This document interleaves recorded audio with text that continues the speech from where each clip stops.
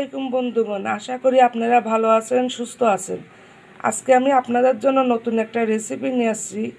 ইলিশ মাছ কীভাবে জাল দিয়ে খেতে হয়। এবারে আমরা মূল রেসিপিতে চলে যাব।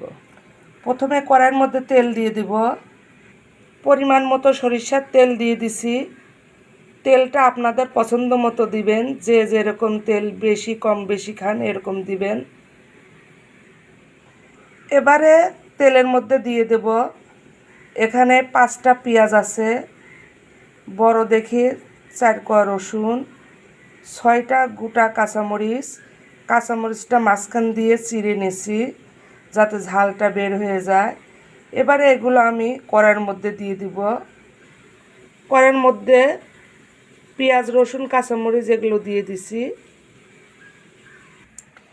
এখানে 1 চামচ লবণ, 1 চামচ ধনার গুঁড়া, 1 চামচ শুকনো মরিচের গুঁড়া, 1 চামচ জিরার গুঁড়া, 1 চামচ হলুদের গুঁড়া, চা চামচের 1 চামচ করে সব কিছু পরিমাণ মতো দিছি এখানে।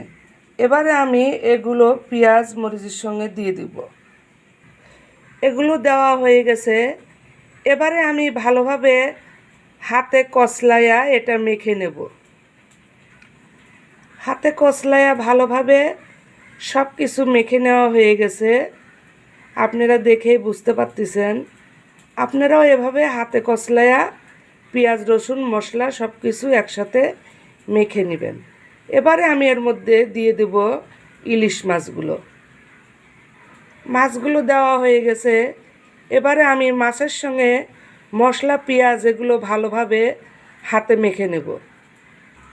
মেখে নেওয়া হয়ে গেছে। এবারে আমরা এর মধ্যে পানি অ্যাড করব। এখানে 4 কাপের 1 কাপ পানি আছে, কারণ যেহেতু এটা জাল দেওয়া মাছ এটাতে বেশি পানি দেওয়া যাবে না, তাই আমি এই 1 কাপ পানি এর মধ্যে অ্যাড করব। পানি অ্যাড করা হয়ে গেছে। এবারে আমরা ফিরে যাব কিচেনে। ফিরে আসলাম কিচেনে। এবারে চুলার উপর কড়াইটা বসিয়ে দেব। কড়াই বসানো হয়ে গেছে। এবারে ঢাকনা দিয়ে ঢেকে দেব। ঢাকনা দিয়ে ঢেকে দেওয়া হয়ে গেছে। এবারে আমরা 30 মিনিট পর ফিরে আসব। 30 মিনিট পর ফিরে আসলাম। এবারে ঢাকনাটা খুলে নিব। ঢাকনা খুলে নেওয়া হয়ে গেছে। এবারে মাছগুলো উল্টাই দিব।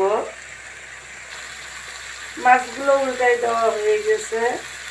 এবারে তেল বাড়ানোর জন্য অপেক্ষা করব। মাছের থেকে তেল বের হয়ে গেছে। মাছ রান্না হয়ে গেল। এভাবে মাছ আমার দাদি রান্না করতো। আমি যখন ছোট ছিলাম আমার দাদি এভাবে মাছ রান্না করে গরম ভাতের সঙ্গে আমাদেরকে খেতে দিত। গরম ভাতের সঙ্গে খেতে অনেক মজা লাগতো। এভাবে মাছ রান্না করে খেয়ে দেখবেন, আশা করি আপনাদের ভালো লাগবে।